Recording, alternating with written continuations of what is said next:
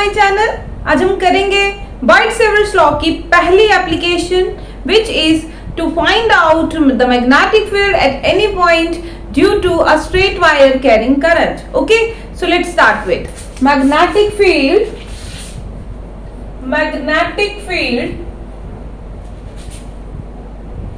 at any point due to a straight current carrying wire। Okay, क्या find out करना है हमें find out करना है magnetic field at any point due to a straight current carrying wire. For this, let us consider a wire XY। ठीक है, ये wire है हमारे पास X and Y। Let हमें फाइंड आउट करना है एट पॉइंट P, जो कहां पर है, which is at a distance A from the point O। ठीक, हमने यहां मान लिया कोई करंट एलिमेंट है DL का लेंथ और IDL is the current element जिसका डिस्टेंस पॉइंट P से कितना है, R है। ठीक है, R है, पोजीशन वेक्टर उसका क्या है, R वेक्टर है। अब हमें कहां पर फाइंड आउट करना है, इसकी वजह से और इस पॉइंट पर, इस पूरे कंडक्टर की वजह से। देखो, बाइट-सेवर्स लॉ जो है that gives you the magnetic field at any point due to a small length element, मतलब एक छोटा सा लेंथ एलिमेंट लेते हैं, उसके लिए छोटी सी amount of magnetic field find out करते हैं। बट अब हमें क्या चाहिए, हमें इस पूरे स्ट्रेट कंडक्टर की वजह से मैग्नेटिक फील्ड की वैल्यू फाइंड आउट करनी है, राइट। तो उसके लिए लेट ये एंगल इज फाई। ठीक है, अब इस फाई की वैल्यू चेंज हो सकती है क्योंकि हमें यहां से, अगर हम मान ले कि यहां से एज से लेकर यहां तक और दूसरे एज से लेकर यहां तक, ठीक है, तो let this value of phi angle changes from phi 1 to phi 2। ठीक है ना। अब ये जो पॉइंट है, ये पॉइंट P का कंडक्टर से डिस्टेंस R है। ठीक, ये पॉइंट यहां भी लाई कर सकता था कंडक्टर से, यहां से भी ला सकता था, हम यहां से भी डिस्टेंस ले सकते थे। सिमिलरली हम यहां से ये पॉइंट पर भी ले सकते थे, ये पर पॉइंट, ये मतलब मैक्सिमम हम एंड पॉइंट तक इसको लेके जा रहे हैं। तो ये एंगल जो है, angle with this centre line वो वेरी कर रहा है, यहां से यूं ऐसे और ऊपर की तरफ यूं। ठीक है, चेंजिंग। सो वेरिएशन किस में आ रही है, एंगल में आ रही है। सो वी कंसीडर दैट, मान लीजिए कि सेंटर से अभी हम फाई एंगल ले रहे हैं और जिस एंगल की वेरिएशन कहां से है, फाई 1 से फाई 2। बाय कन्वेंशन हम यूं जाएंगे नीचे की तरफ, तो हम लेंगे कहां से कहां वेरिएशन, माइनस ऑफ फाई 1 और फाई 2 को हम क्या लेंगे, प्लस ऑफ फाई 2। ठीक, नाउ यहाँ पर ये जो एंगल है, जो करंट एलिमेंट बना रहा है किसके साथ, position vector of point P के साथ, वो एंगल है थीटा। हम बाइट-सेवर्स लॉ में लिखते हैं कि dB is equal to I mu naught upon 4 pi IDL sine theta by R square. यहाँ थीटा क्या है, थीटा है angle between the current element and the position vector R। ठीक है, बट हमें देखो एंगल थीटा वेरी नहीं हो रहा है यहाँ पर। अगर पॉइंट P हम यहां से लेते हैं X से, तो हमारा एंगल फाई जो है वो फाई 1 तक वेरी हो रहा है। अगर हम Y तक देते हैं तो वो फाई 2 तक वेरी है। तो हमारे पास वेरिएशन किस वैल्यू की है, एंगल की वेरिएशन है हमारे पास फाई की, लेकिन हमारा एक्सप्रेशन किस में है, एक्सप्रेशन है थीटा में। ठीक है ना। तो we have to change all the terms in terms of angle phi. Okay, so first of all we will convert sin theta। now see, let this point is A। मान लीजिए ये point क्या है, A। तो in the triangle OP and A, this one OPA, देखो ये angle phi है, ये 90 डिग्री है। हमें फाई में चाहिए टर्म्स, तो ये फाई हो गया बेस एंगल और ये 90 डिग्री। तो हमारे पास ये जो OP है, OP क्या है, OP is equal to A is equal to base of the triangle। ठीक है, और जो OA है that becomes perpendicular because ये 90 डिग्री का एंगल बना रहा है। तो right here OA is equal to, इसे हमें मान लेते हैं L लेंथ, L, और ये क्या है हमारे पास, परपेंडिकुलर। सिमिलरली AP हमारे पास कितना है, that is equal to R, which is the hypotenuse. Clear होगी ये बात इस ट्रायंगल के अंदर। तो देखो बेटा इस ट्रायंगल में ये एंगल थीटा, ये angle phi, so theta plus phi is equal to 90 degree. 90 होगा तभी क्योंकि ये एंगल तो 90 है, और अगर ये थीटा प्लस वाई भी 90 होगा तो sum of the angles of a triangle is equal to 180 degree. तो वहां से हमारे पास एक सिचुएशन क्या आती है कि जो थीटा प्लस फाई है, थीटा प्लस फाई किसके बराबर है, 90 डिग्री के बराबर है। तो यहां से हम थीटा की वैल्यू निकाल लेते हैं 90 माइनस फाइव। ठीक है, तो साइन थीटा किसके बराबर होगा, देयरफॉर साइन थीटा होगा हमारे पास साइन 90 माइनस फाइव के, और साइन 90 माइनस फाइव को हम लिख सकते हैं कॉस ऑफ फाइव। इसका मतलब साइन थीटा को हम क्या लिख सकते हैं, हम लिख सकते हैं इसको कॉस फाइव लिख सकते हैं। आई होप यहां तक आपको क्लियर है।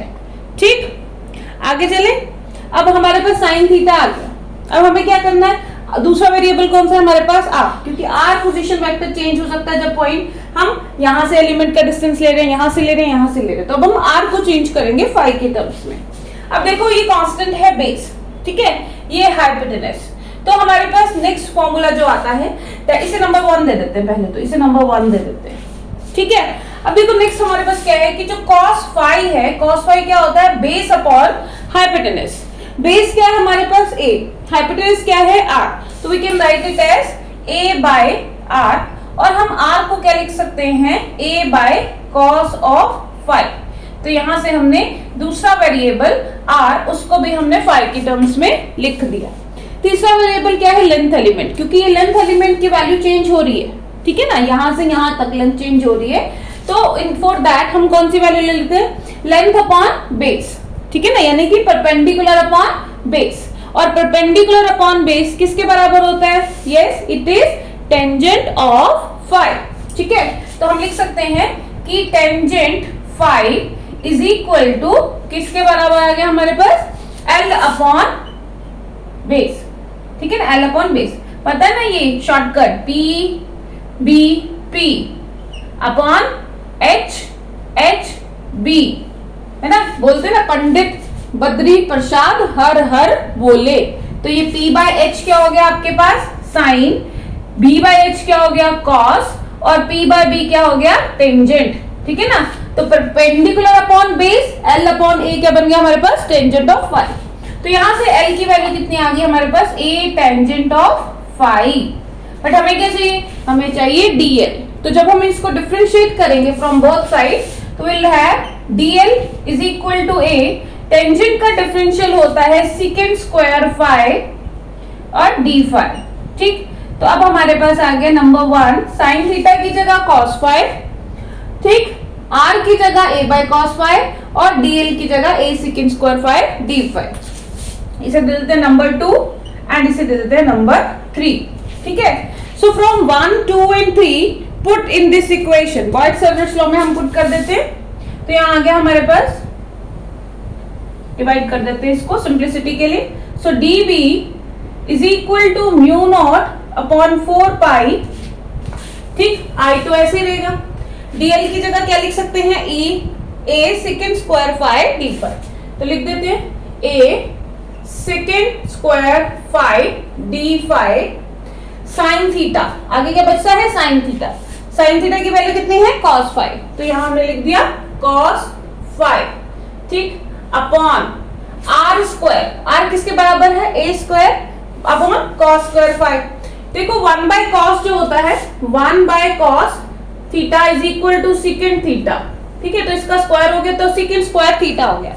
यहां पर हमने थीटा की जगह क्या लिया हुआ है, 5, तो ये बन गया 1 बाय cos स्क्वायर फाइव किसके बराबर आ गया, 1 बाय सेकंड स्क्वायर थीटा। अच्छा विजिबल नहीं है ये यहाँ पर, यहाँ लिख देते हैं। देखो 1 by cos phi is equal to second theta 5, तो 1 बाय cos स्क्वायर फाइव को हम लिख सकते हैं सेकंड स्क्वायर फाइव।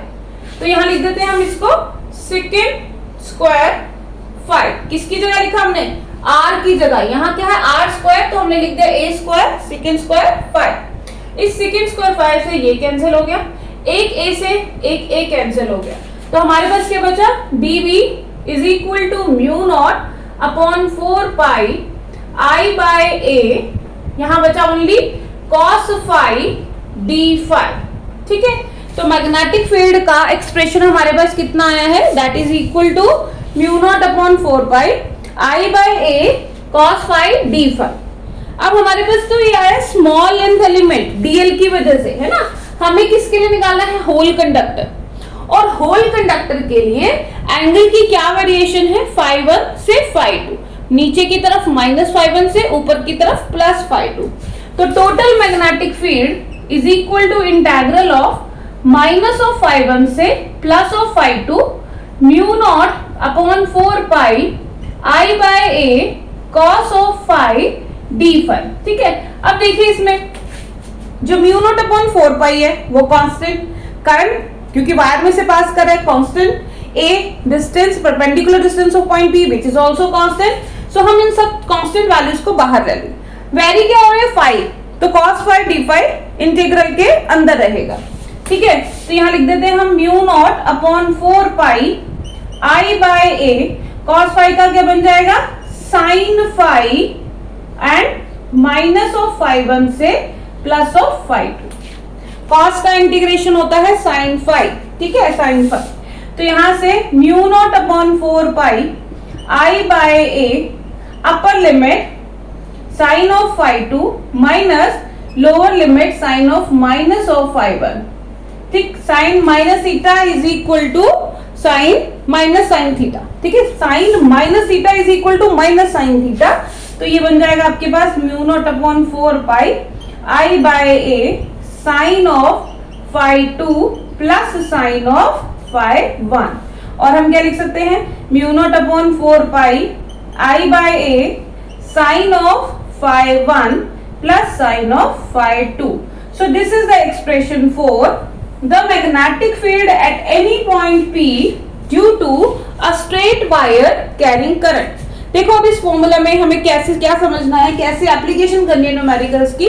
यहाँ पर टर्म्स है म्यू नॉट अपॉन 4 पाई, तो उसे हम क्या लिखेंगे, 10⁻⁷। करंट आपको गिवन होगा। अब याद रखना यहाँ पर R वैल्यू नहीं आई है। ठीक है, R का मतलब क्या है, R का मतलब है position vector of point P। यहाँ पर वैल्यू क्या है, A और A क्या है, यहाँ पर A है perpendicular distance of point P from O। तो यहाँ पर हमेशा क्या आएगा, उस पॉइंट P का उस करंट कैरिंग कंडक्टर की d लेंथ एलिमेंट से परपेंडिकुलर डिस्टेंस, और φ1 φ2 क्या एंगल है, वो एंगल जो ये बना रहा है विद द परपेंडिकुलर लाइन। ठीक, आई होप आप लोगों को ये टॉपिक समझ आ गया होगा। dB इज इक्वल टू, हमने सबसे पहले बॉयड-सेवर्स लॉ यूज किया, साइन थीटा, r और dl, इन तीनों को हमने चेंज किया फाई की टर्म्स में। We simply put it in the expression and find out the final expression. Final हमारे पास आ गया। ठीक है, नाउ नोट इट डाउन। अब हम करेंगे इसके स्पेशल केसेस। ठीक है, so for the special cases रब कर देते हैं इसको। चलिए, सो यहां आएगा हमारे पास फॉर्मूला। फर्स्ट फॉर्मूला हमने अभी निकाला है, B is equal to mu naught upon 4 pi I by a sine of φ1 plus sine of φ2। ठीक है, अब पहला केस क्या है कि जो हमारे पास कंडक्टर था XY, वो कंडक्टर क्या हो, एक इनफाइनाइटली लॉन्ग कंडक्टर हो। ठीक है, तो case one infinite long conductor. अब देखो क्वेश्चंस में, न्यूमेरिकल्स में समटाइम्स इनफाइनाइट मेंशन नहीं होगा। ठीक है, उसमें अगर लिखा हो इनफाइनाइट लॉन्ग कंडक्टर और या सिंपली लिखा हो long conductor operate both ends, तो हम ये वाला केस एप्लीकेबल करेंगे। ठीक है, अब समझो इस चीज को। इनफाइनाइट लॉन्ग कंडक्टर का क्या मतलब है कि जो हमारा कंडक्टर है उसकी लेंथ बहुत ही ज्यादा है। ठीक है, बहुत ही ज्यादा है, बहुत लेंथ है। किसके कंपैरिजन में, देखो इन प्रैक्टिस जो है वो इनफाइनाइट लॉन्ग कंडक्टर्स का मिलना इज नॉट पॉसिबल। तो जैसे हमने पॉइंट मास का कॉन्सेप्ट समझा हुआ है कि जब किसी बॉडी का साइज उसके डिस्टेंस ऑफ मेजरमेंट से बहुत छोटा होता है तो हम उसे पॉइंट मास कंसीडर करते हैं, है ना। इसी तरह से ये कंडक्टर कब इनफाइनाइट हो जाएगा, जब उस पॉइंट P का डिस्टेंस उस कंडक्टर से परपेंडिकुलर डिस्टेंस थोड़ा कम हो। ठीक है, अब देखो इस चीज को समझेंगे, अगर आपके पास ये कंडक्टर है और ये पॉइंट P है, ठीक है, तो ये एंगल हो गया हमारे पास इस तरह से बनेगा।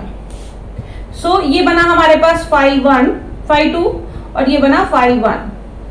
अगर ये कंडक्टर की लेंथ और ज्यादा बड़ी होती, पॉइंट वही है, ठीक है। अब ये वायर जो है, ये आपको जो लाइन दिख रही है, ऑलमोस्ट आपको जितना लेंथ बढ़ती जाएगी ये डिस्टेंस जो है वर्टिकल डिस्टेंस बनता जाएगा, ठीक है। और बेसिकली अगर हमारे पास पॉइंट देखो, मैं इसको कंसीडर कर लेती, ये पॉइंट है, तो जितना लॉन्ग वायर होगा, इन्फिनिटी तो बहुत ज्यादा हुआ, इसका मतलब ये ऑलमोस्ट ये वाला पॉइंट जो है ये क्या बन जाएगा, ऑलमोस्ट परपेंडिकुलर। और अगर ये दोनों इनफाइनाइट एंड्स हैं, ऊपर से भी और नीचे से भी, इसका मतलब हमारे पास φ1 की वैल्यू कितनी आएगी, 90 डिग्री, और φ2 की वैल्यू भी कितनी आएगी, 90 डिग्री, ठीक है। आई होप क्लियर हो गया। इनफाइनाइट मतलब बहुत दूर और उसका डिस्टेंस छोटा, तो एट दैट पॉइंट ये वाली लाइन जो एंगल बना रही थी विद द परपेंडिकुलर, वो ऑलमोस्ट परपेंडिकुलर हो जाएगा। तो at that moment φ1 is equal to 90 degree and φ2 is equal to 90 degree also. तो एट दैट केस हमारा ये फॉर्मूला क्या बन जाएगा, जी बोलिए, that is equal to φ1 is equal to 90 degree, φ2 is equal to 90 degree. So put in this expression, V is equal to mu naught upon 4 pi I by A sine of 90 plus sine of 90. Now sine of 90 is 1, so 1 plus 1 हो गया 2. So B is equal to mu naught upon 4 pi 2 I by A. ठीक है? So this is the expression for magnetic field. Right?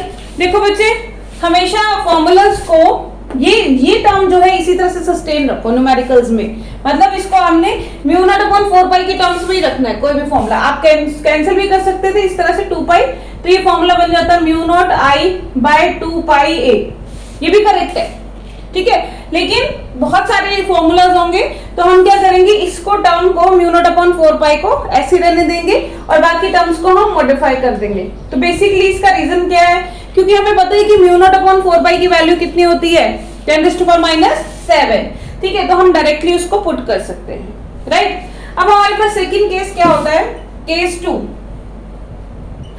When point P lies near one end of wire. कौन सी wire है, अभी भी infinite long है, infinite long, ठीक है, लेकिन वो एक एज के पास लाई करे। इसका मतलब ये एक तरह से हमारे पास सेमी इनफाइनाइट वाला केस हो गया। सेमी इनफाइनाइट मतलब उसके एक एज तक हम अप्रोच कर सकते हैं, लेकिन दूसरे एज उससे बहुत दूर है। समझेंगे इसको भी, मतलब इस तरह से है, ये इनफाइनाइट हमारे पास वाई एज है और पॉइंट P यहां लाई कर रहा था कहीं, ठीक है। अब इसको कैसे समझेंगे, देखो ये डिस्टेंस है हमारे पास पॉइंट P और ये एंगल है φ2, ये एंगल है φ1। ध्यान से समझना इसको।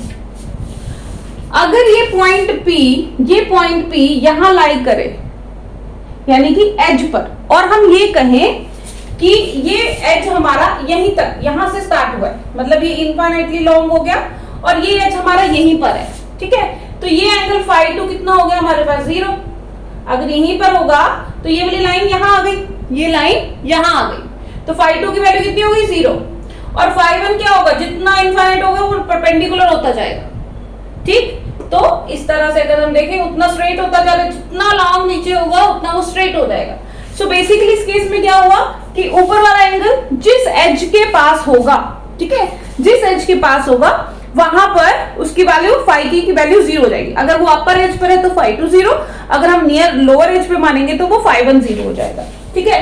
तो यहाँ हम लिख सकते हैं कि φ2 की वैल्यू हमने लिख दी 0 और φ1 की वैल्यू हमने लिख दी 90 डिग्री। अब ये फॉर्मूला क्या बनेगा, अब ये फॉर्मूला क्या बनेगा हमारे पास, यहां लिख देते हैं। तो in that case magnetic field क्या बन जाएगा, B is equal to mu naught upon 4 pi I by A sine of 90 degree plus sine 0, ठीक। साइन 0 कितना होता है, 0, राइट। साइन जीरो कितना होता है 0।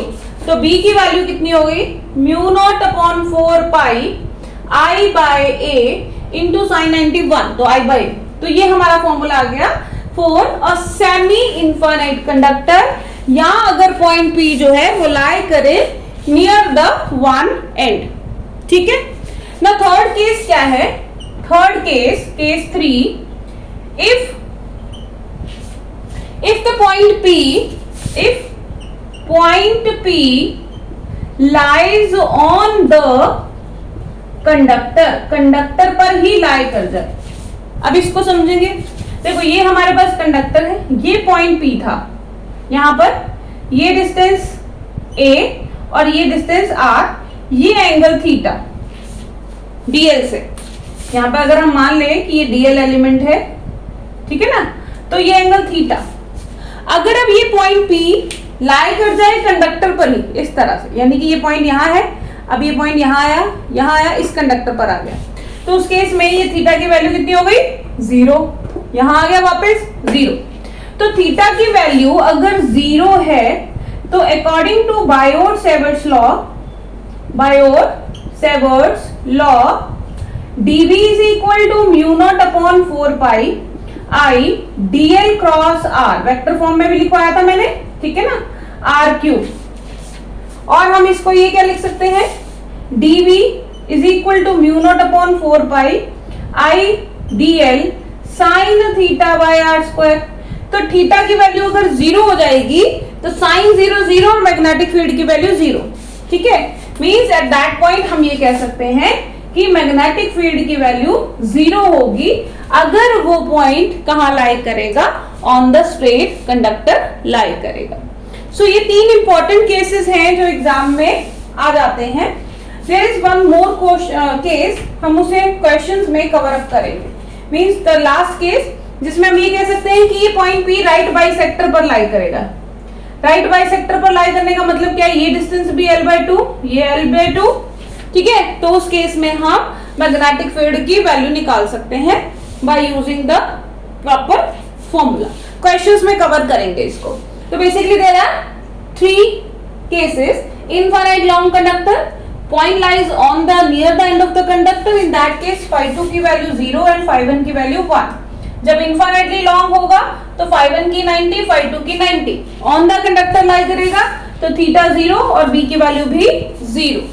सो आई होप बच्चों आप लोगों को बायोट-सेवर्ट्स लॉ और उसकी एप्लीकेशन जो है वो क्लियर होगी, एप्लीकेशन, पहली एप्लीकेशन क्लियर होगी। Now let us do the numericals based on this. अब इसके ऊपर बेस्ड जितने भी क्वेश्चंस, इंपॉर्टेंट क्वेश्चंस बनते हैं वो हम करेंगे, ठीक है। So let us do the first question.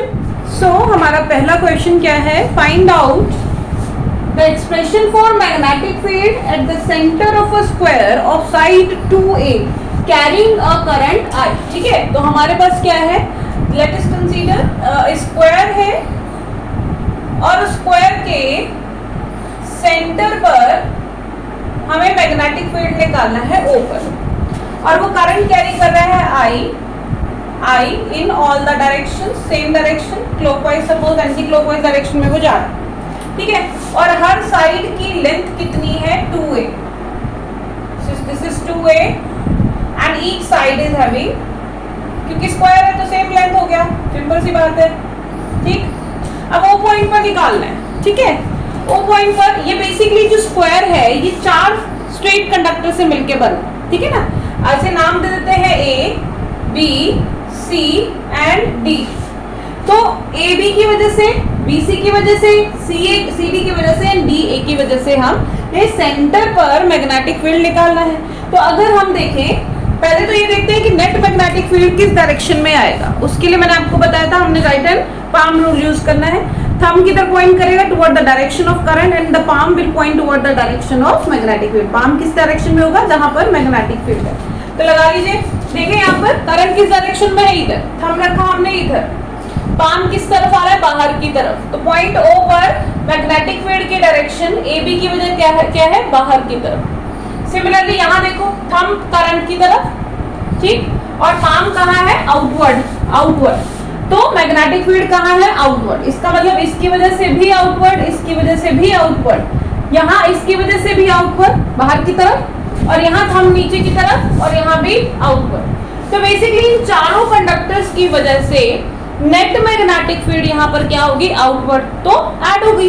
Same direction में है, एक इधर जा रही है, एक इधर जा रही है, तीसरी भी इधर, चौथी भी इधर, तो चारों क्या होगा, ऐड होके नेट रिजल्टेंट इफेक्ट देगा।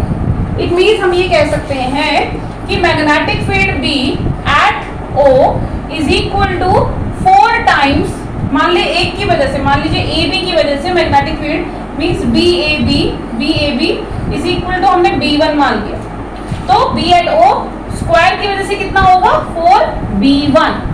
अब सबसे पहले तो हमें क्या निकालना पड़ेगा, हम एक स्ट्रेट कंडक्टर की वजह से निकालेंगे। तो ये पॉइंट P बन गया हमारा, जैसे हमारे पास स्ट्रेट कंडक्टर किया था अभी हमने, स्ट्रेट कंडक्टर पॉइंट P, और यहाँ पर वो पॉइंट क्या है, O।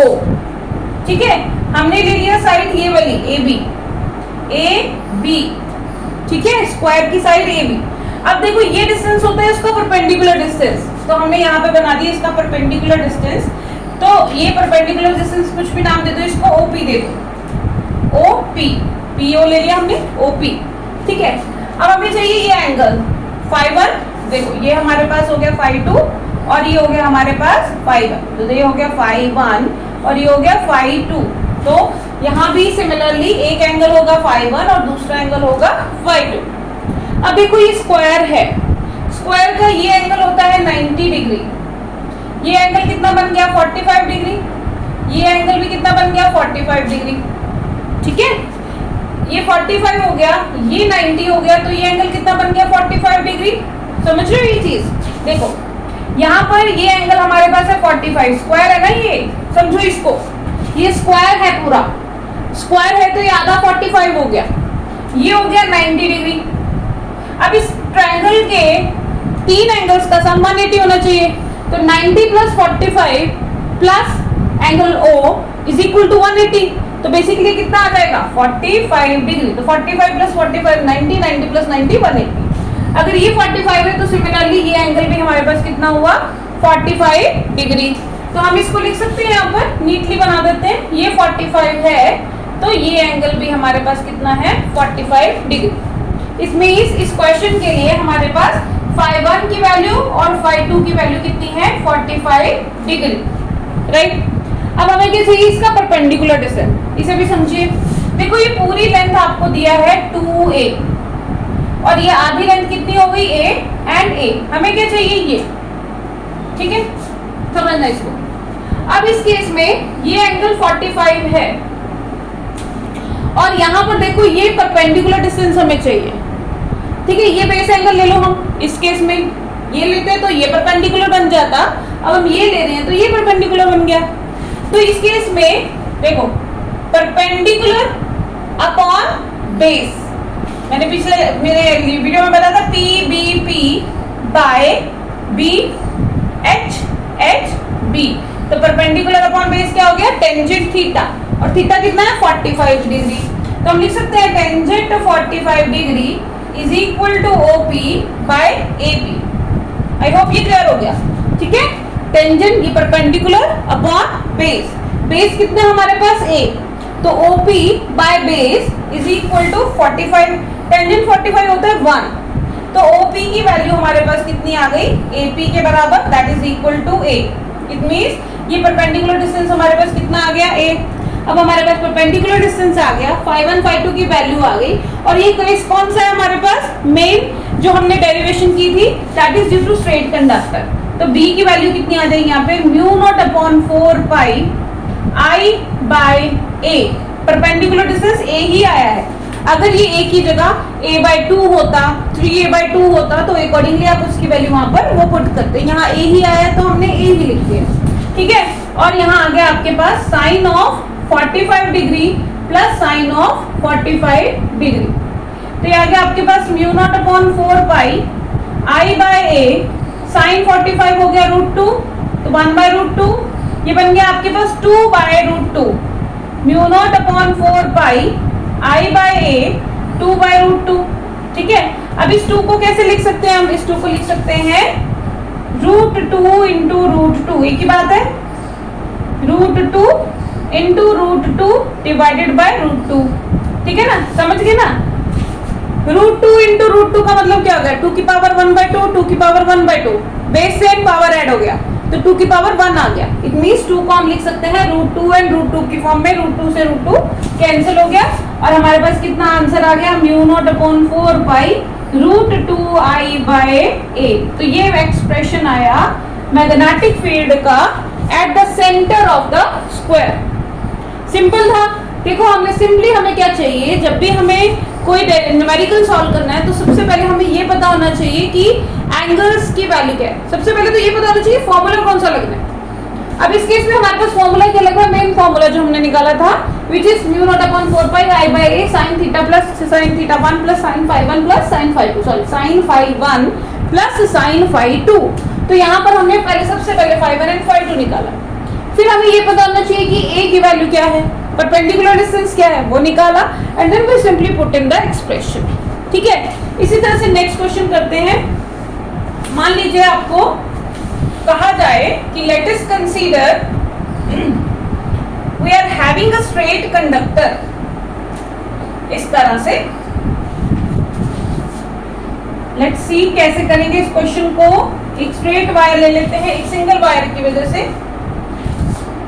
देखो दो केस है, ऐसे बोल दिया स्ट्रेट वायर की वजह से P पॉइंट पर इसका डिस्टेंस है 2 सेंटीमीटर। ठीक है, P पॉइंट पर निकालना है और इसमें से करंट जा रहा है सपोज 5 एम्पियर। और ये कौन सी वायर है, लॉन्ग वायर है, लॉन्ग वायर है। ठीक है, एंगल नहीं दिया कोई, लॉन्ग वायर। जब भी लिखा होगा लॉन्ग वायर तो उस केस में मैंने आपको बताया था पहला केस चलेगा, कौन सा केस, इनफाइनाइट वायर वाला। तो फॉर्मूला क्या बन जाएगा आपके पास, B is equal to mu naught upon 4 pi 2I/a। ठीक है, सिंपल है। तो B mu naught upon 4y की वैल्यू 10⁻⁷, 2I कितना दिया है 5, a कितना है 2 सेंटीमीटर, तो 2 इंटू 10⁻², कैंसिल आउट, तो ये बन गया 5 इंटू 10⁻⁵ टेस्ला। तो इस तरह से ये हमारा सेकंड फॉर्मूला यूज होता है। ठीक है, सिंपल सा था, पॉइंट बताना था कि आपको कि लॉन्ग वायर वर्ड यूज किया जाए तो आप किस तरह से निकालोगे और डायरेक्शन कैसे निकालेंगे, हम ऊपर की तरफ, तो अब पाम किस तरफ है, अंदर की तरफ है। इसका मतलब इस पॉइंट पर मैग्नेटिक फील्ड की डायरेक्शन क्या होगी, इनवर्ड। ठीक है, अब स्ट्रेट वायर पर बेस एक और क्वेश्चन देखते हैं। देखो सपोज, अच्छा ये एक चीज और आपको बतानी थी कि क्रॉस एंड डॉट क्या रिप्रेजेंट करते हैं। जब भी इस तरह से बना होता है cross, cross and dot. Cross का मतलब होता है, अगर मैग्नेटिक फील्ड की टर्म्स में बोला जाए तो magnetic field directed inward. Inward मतलब प्लेन ऑफ द पेपर में अंदर की तरफ जा रही है और इसमें प्लेन ऑफ द बोर्ड में अंदर की तरफ जा रही है, यू। ठीक है, और डॉट रिप्रेजेंट करता है मैग्नेटिक फील्ड आउटवर्ड, बाहर की तरफ। तो सिमिलरली करंट पर भी एप्लीकेबल है। मींस आपको अगर कुछ इस तरह से बताया जाए कि ये आपके पास 2 करंट कैरिंग कंडक्टर है, तो इसका मतलब क्या होगा कि करंट, ठीक है, करंट मूविंग इनवर्ड, बेसिकली ये इनवर्ड को डिनोट करता है। क्रॉस, क्रॉस डिनोट करता है इनवर्ड, चाहे वो मैग्नेटिक फील्ड के बारे में बात कर रहे हो, चाहे वो यहाँ पर करंट के बारे में बात कर रहे हैं। Current moving inward perpendicular to the plane of paper, perpendicular to the plane of paper। ठीक है, और ये क्या रिप्रेजेंट करता है, करंट मूविंग आउटवर्ड। ठीक है, दोनों परपेंडिकुलर टू द, आउटवर्ड का मतलब डॉट मतलब outward, perpendicular to the plane of paper. ठीक है, क्लियर। अब मान लीजिए एक क्वेश्चन डिस्कस करते हैं इससे रिलेटेड, नोट कर लीजिए इसको। फॉर एग्जाम्पल आपको वायर्स दी हैं, लेट अस कंसीडर एक वायर है इस तरह से और एक वायर है इस तरह से। ठीक, which are at a distance of 4 centimeter suppose from each other। ठीक है, तो क्वेश्चन है कि फाइंड आउट द पॉइंट जहां पर नेट मैग्नेटिक फील्ड 0 हो।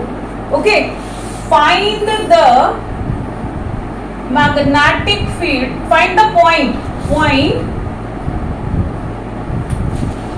ठीक, find the point at which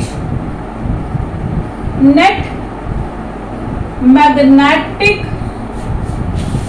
field is 0। अब कैसे करेंगे इसको? देखो, सबसे पहले तो हम डायरेक्शन अप्लाई करेंगे। हम देखेंगे कि कौन सा ऐसा पॉइंट है। देखो, अगर मैग्नेटिक फील्ड सेम डायरेक्शन में होगा तो वो ऐड होगा, अपोजिट डायरेक्शन में होगा तो वो सब्ट्रैक्ट होगा। तो बेसिकली हमें कहाँ फाइंड आउट करना है कि जहां पर नेट फील्ड 0 हो। नेट कब 0 कब हो सकता है? सेम डायरेक्शन में तो कभी 0 नहीं होगा, क्योंकि वो ऐड हो रहा होगा। बट अपोजिट डायरेक्शन में एक इधर हो और एक उधर हो, और दोनों का मैग्नीट्यूड बराबर अगर होगा तो उस केस में हम कह सकते हैं कि वो पॉइंट जो है, उस पॉइंट पर नेट मैग्नेटिक फील्ड 0। ठीक है, तो देखिए डायरेक्शन देखो। अब हमारे थंब, सेम रूल, थंब किधर पॉइंट करेगा? Thumb will point toward the direction of current. ठीक है, वैसे curl rule, right hand rule, thumb will point toward the direction of current. अब यहाँ पर क्रॉस का मतलब क्या है? क्रॉस का मतलब है करंट इज गोइंग इनवर्ड। तो करंट इज गोइंग इनवर्ड, पहले हम सेंटर पर देख लेते हैं।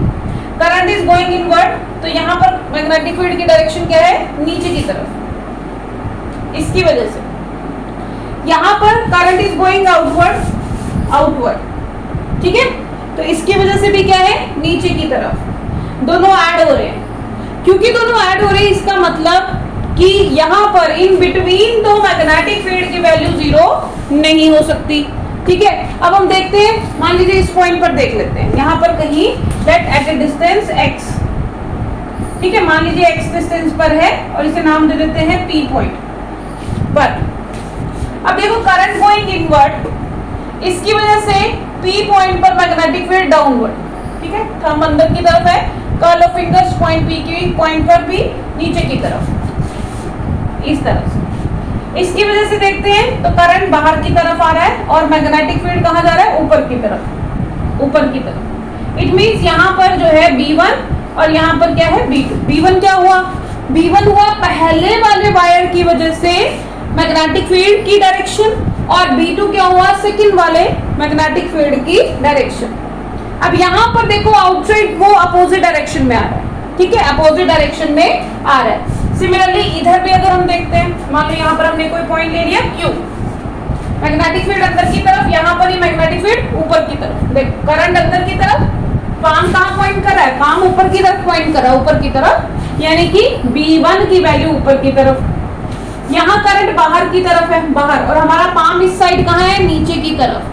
तो B2 की वैल्यू क्या होगी? नीचे की तरफ। तो बेसिकली मैं बताना क्या चाह रही थी कि इन दोनों कंडक्टर्स की वजह से मैग्नेटिक फील्ड बीच में कहीं भी 0 नहीं होगा, कुछ ना कुछ उसकी वैल्यू होगी। And outside it can be 0 only जब इन दोनों का मैग्नीट्यूड बराबर होगा। ओनली द सिचुएशन, क्योंकि B1 माइनस B2 या B2 minus B1, depending upon B1 ज्यादा है या B2 ज्यादा। ठीक है ना, लेकिन अगर ये दोनों की वैल्यू बराबर है तो B1 माइनस B2 कितना हो गया? 0। तो लेट हम मान लेते हैं कि इस पॉइंट पर हम निकाल रहे हैं X पॉइंट पर। इस स्ट्रेट कंडक्टर की वजह से B1 की वैल्यू कितनी हो गई? देखो, ये स्ट्रेट कंडक्टर यूं है अंदर की तरफ। ठीक है, ये ऐसे जा रहा है अंदर करंट, और ये पॉइंट P है यहाँ पर। तो इसका परपेंडिकुलर डिस्टेंस देखो कितना होगा पॉइंट P का। इसको भूल जाओ, ये नहीं है, ये पूरा 4 और प्लस x। ठीक है, तो हम इसको लिख सकते हैं μ0/4 पाई। स्ट्रेट कंडक्टर है, स्ट्रेट कंडक्टर मैंने आपको बताया था कि लॉन्ग वायर हो, स्ट्रेट वायर हो, या दोनों साइड से ओपन एंडेड वायर हो, तो उस केस में हम फॉर्मूला कौन सा लगाते हैं? 2I/A। ठीक है, मान लीजिए I1 करंट इसमें से जा रहा है और I दोनों में सेम करंट ले लेते हैं, I की वैल्यू ले लेते हैं 2 एम्पियर। ठीक है, और इधर से ये डिस्टेंस हो गया 4 प्लस x, तो इसको लिख दिया हमने 4 प्लस x, और इसकी डायरेक्शन क्या है? डाउनवर्ड। ठीक, अब इस वायर की वजह से निकालते हैं B2 की वैल्यू कितनी होगी हमारे पास? B2 की वैल्यू हो गई, इस वायर से इसका डिस्टेंस कितना है? x। सो μ0/4 पाई 2I/x। ठीक, वैल्यू चेंज कर देते हैं, नहीं तो ये पूरे कैंसिल आउट हो जाएगा। I1 की वैल्यू 2 है और I2 की वैल्यू सपोज 4 है, तो यहाँ I1 और ये I2, ठीक है, x। अब देखो इसकी डायरेक्शन क्या है, अपवर्ड, तो अब हम माइनस कर देंगे नेट मैग्नेटिक फील्ड निकालने के लिए, बट हमें नेट क्या चाहिए, 0। इट मींस अगर हम ये लिखें कि B1 is equal to B2 इस पॉइंट पर, तो ही 0 आ सकती है, नेचुरल सी बात है। तो दोनों को आप क्या कर देते हैं, बराबर, तो mu naught upon 4 pi 2I1 by 4 plus x, ठीक है, is equal to 2 mu naught upon 4 pi 2I2 by x, ठीक है। म्यू नॉट अपॉन 4 पाई से mu naught upon 4 pi cancel, 2 से 2 कैंसिल, और हमारे पास क्या बचा, I1 x is equal to I2 4 plus x. तो I1 की वैल्यू हमने कितनी ली थी, 2x, I2 की वैल्यू कितनी ली थी हमने, 4, तो 4 इंटू 4 प्लस एक्स। तो सॉल्व कर लो इसको, यह है आपके पास 2x is equal to 4 plus x, 2x is equal to 16 plus 4x। तो यहाँ आगे आपके पास इधर चला गया ये minus 2x minus 4x is equal to 16। तो ये आगे आपके पास minus 2x is equal to 16 और x is equal to minus 8 centimetre, ठीक है ना, क्लियर होगी ये। तो x की वैल्यू कितनी होगी, minus 8 centimetre. So accordingly we can get the value of, अगर आपको सपोज x की वैल्यू दी हुई है, करंट निकाल सकते हो, और B1 एंड B2 की वैल्यू को इक्वल पुट करके। सो आई होप आप लोगों को ये क्लियर हो गया कि अगर आपको दो वायर्स दी हैं तो किस तरह से आपने फाइंड आउट करना है। पहले आपने सबसे पहले उसकी डायरेक्शन देखनी है जहां पर नेट मैग्नेटिक फील्ड क्या है, 0 है, ठीक है, और वहां पर देखने के लिए आपने पाम रूल यूज कर देना है। थंब कहाँ पॉइंट करना है, toward the direction of current, palm किधर आएगा, toward the direction of magnetic field. अगर अंदर जा रहा है तो नीचे की तरफ, इधर से बाहर आ रहा है तो सेंटर में भी नीचे की तरफ, दोनों ऐड हो गए।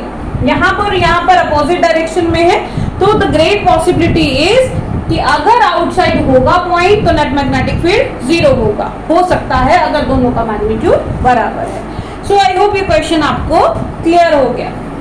अब बात करते हैं हमारा next question, next important type of question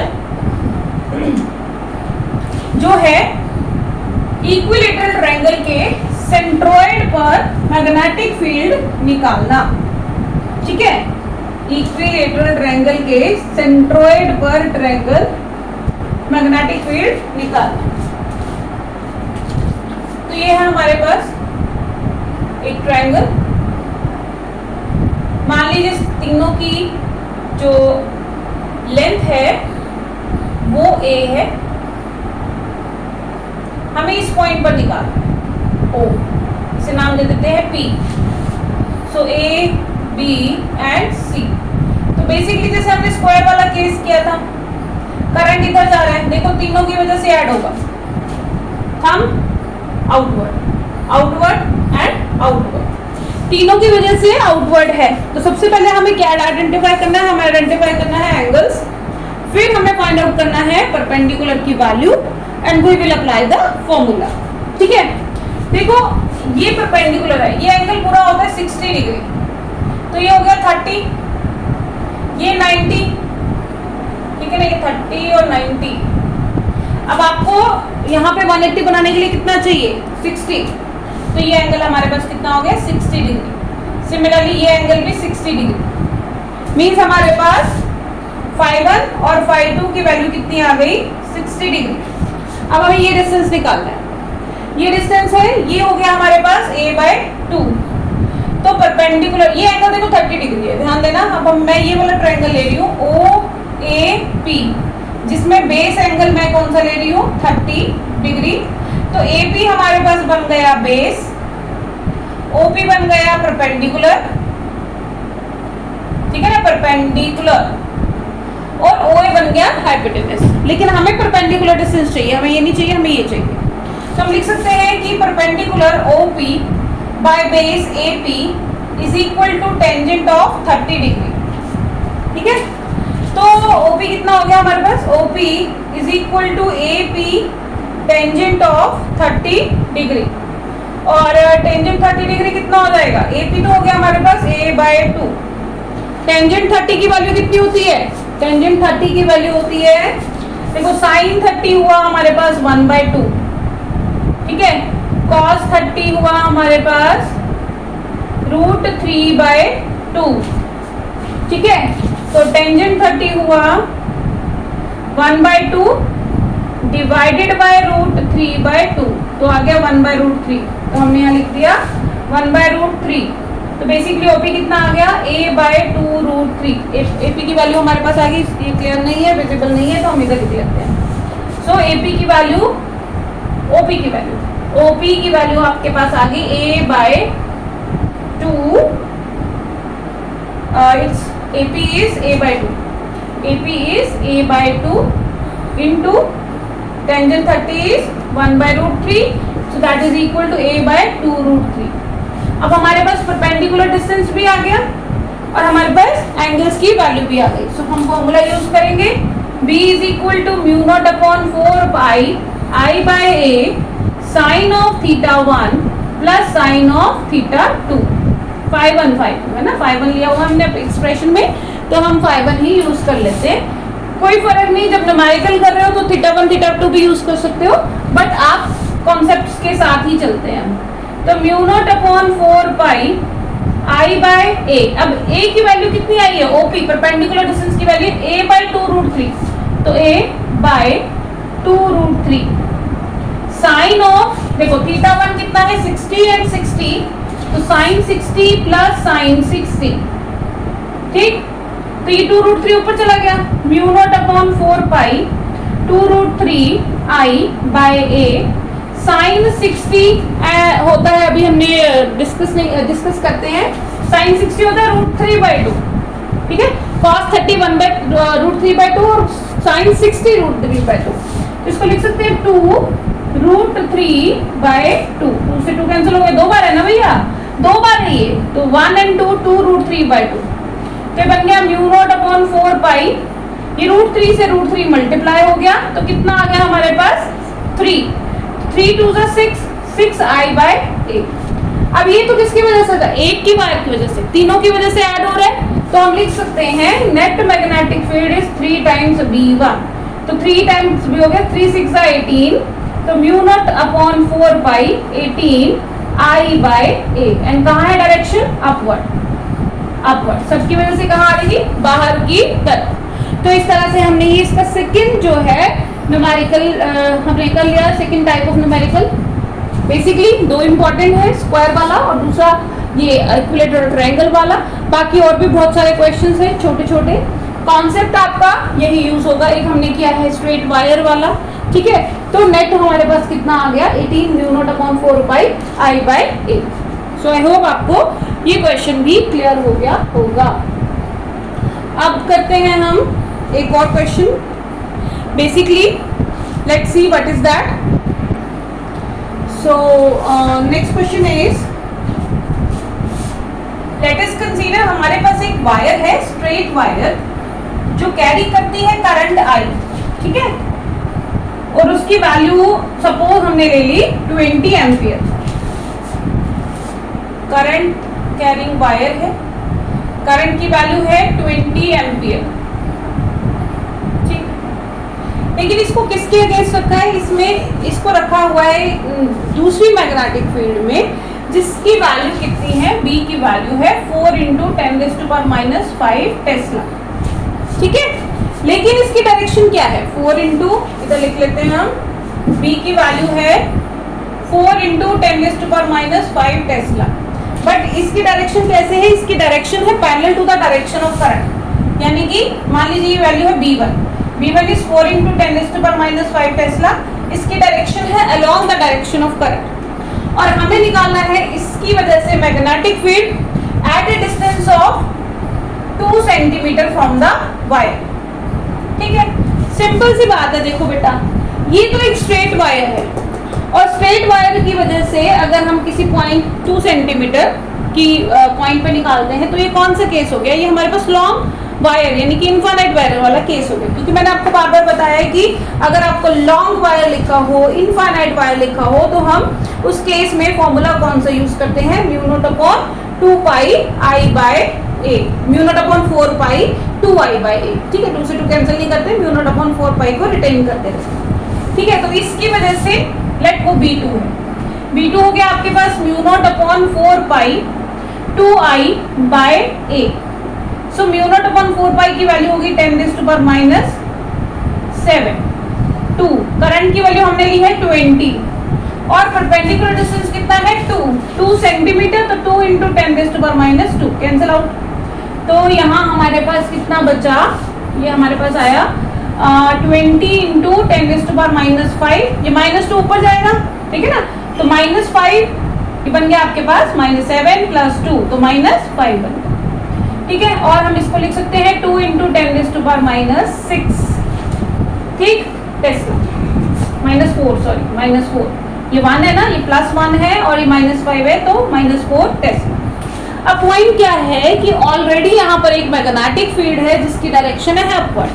तो देखिए जरा इसकी वजह से नेट कैसे निकालेंगे, ये ऊपर की तरफ मैग्नेटिक फील्ड, इसमें करंट ऊपर की तरफ, यहाँ पर मैग्नेटिक फील्ड इसकी वजह से अंदर की तरफ है, समझ रहे हो।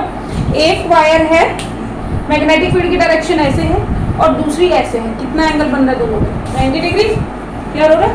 एक इस तरह से है ऊपर की तरफ इसकी वजह से, और इसकी वजह से यूं अंदर की तरफ जा रहा है, ऐसे अंदर की तरफ, है ना, कर्ल ऑफ फिंगर्स अंदर की तरफ, तो ये अंदर की तरफ, तो ये कितना एंगल बन गया 90 डिग्री। इसका मतलब B1 एंड B2 के बीच में एंगल कितना है 90 डिग्री। तो ये एक तरह से हम यूं बना सकते हैं, मान लीजिए B1 हो गया और B2 ये हो गया 90 डिग्री, तो रिजल्टेंट कैसे देंगे, हमारा common formula triangle of vector addition से, तो resultant magnetic field is given by B1 square plus B2 square plus 2B1 B2 cos of 90। cos 90 कितना होता है 0, तो ये टर्म हो गई हमारे पास 0, बचा कितना B1 square plus B2 square.